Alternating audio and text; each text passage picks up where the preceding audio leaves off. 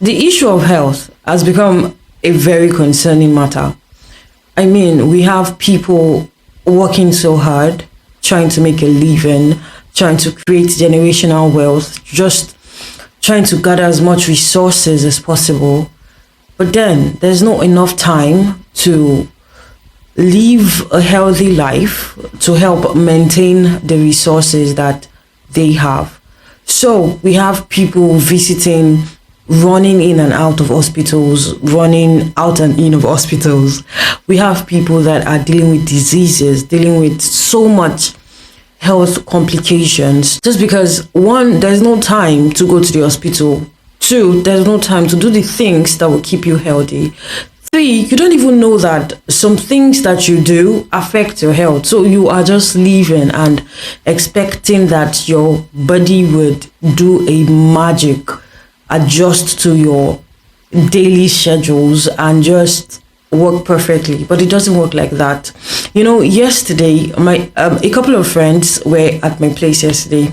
They came to say bye bye because I'll be leaving for school tomorrow. So they came to say bye bye, and during the discussion with them, one of my friends said that you want to gain weight, you don't even have enough time to eat enough food or do the things that will make you gain weight. When you want to now lose weight, you don't even have the time to go to the gym. When exactly do you want to go to the gym? Is it when you have a meeting at 10 a.m. or when you have a meeting for 6 and then immediately after that 6 p.m. meeting, you have another one at 8, then after that you have another one at 10, and then when you're just about to go to bed, then you remember that, oh, you have a review. So there's just so much coming in and throwing things at our faces that we just have to find a way to balance all of our activities to be sure that we are trying as much as we can to take care of our health to the best of your ability. Do you understand? And we've mentioned about 3 things that could help us live a better life. We began with our meals, the food we eat, and we spoke about how what we eat can affect the body. And when we were going to draw a conclusion on our diet, we explicitly said that because we have mentioned the pros and cons of certain foods does not mean that you abstain from every food, because in the long run your body needs macronutrients and micronutrients. So you just have to find a way to balance macronutrients and your micronutrients all together and find a moderate level of intake of every food that you eat, and don't necessarily abstain from any food except your dietitian or your doctor tells you, okay, you have to stay away from this food, it's causing you this and all of that. Do you understand me? We also spoke about physical activities in as much as you're working from 8 a.m. to let's say 10 p.m. There is the understanding that you might not have so much freedom to go from one place to another. So you might just have to stay in one place seated, except when you have to ease yourself or anything.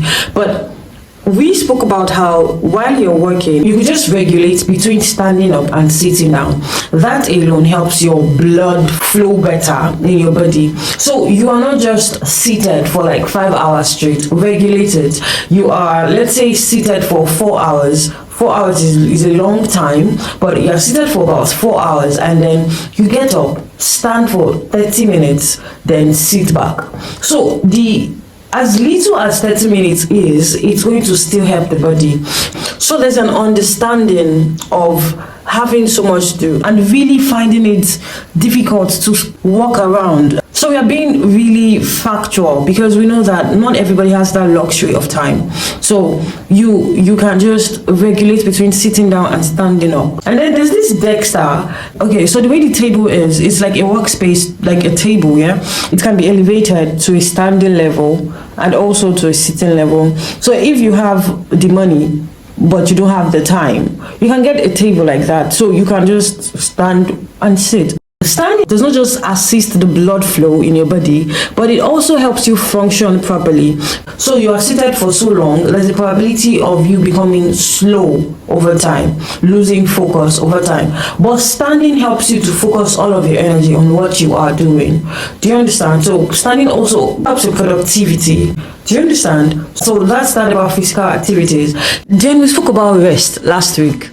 See, no matter how much work you have to do, no matter the amount of deadlines that you have to meet, your rest is important. It is important for you to get your body to rest. Your body is your system. Your body is your laptop. Your body is your engine.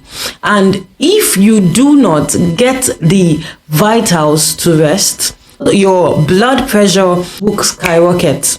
So you need rest to improve the quality of your health. Do you understand me? It is understandable that you have a bunch of work, but it is not understandable that you do not take time to rest. People who are productivity experts, they always make emphasis on rest because it is not attainable to have 24 hours of deep work.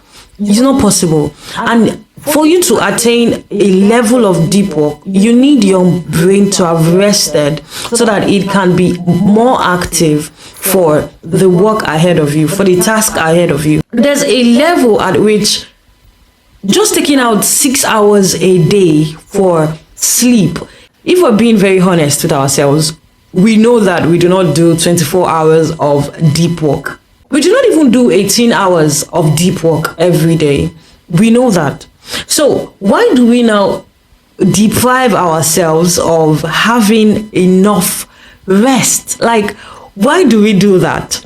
Why can't we just, as much as we can, even if it's just 10 hours of deep work that we can attain every day, we'll have more than enough time to rest. We'll have more than enough time to catch up. We would have more than enough time to do whatever it is that we want to do.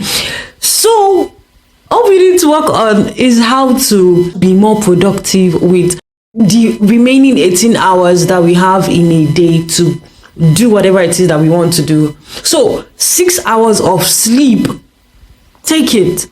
You need it. It is not luxury. It is a necessity. So sleep should not be the first thing to just go off your list. It should not be the first man to die whenever you have a deadline to meet. I'm also very guilty of this. We have 24-year-olds, 22-year-olds staying up, trying to work, not sleeping, getting just 2 hours of sleep every day just because they want to make the dough. If your body is not in good shape, you would make the dough, but your body would not be able to spend the dough. You're just spending money on your health. Even though our lives literally is not in our hands, there's a role that we have to play, and that is we do our part in improving our health, in taking care of the parts that we can, to seeing that our body is healthy. So those are the three things that we've considered so far. So another thing we're going to discuss is posture, and after posture we'll discuss something else. After that, maybe we'll see if Debbie has any other thing for us. Until then, bye bye. Have a great week.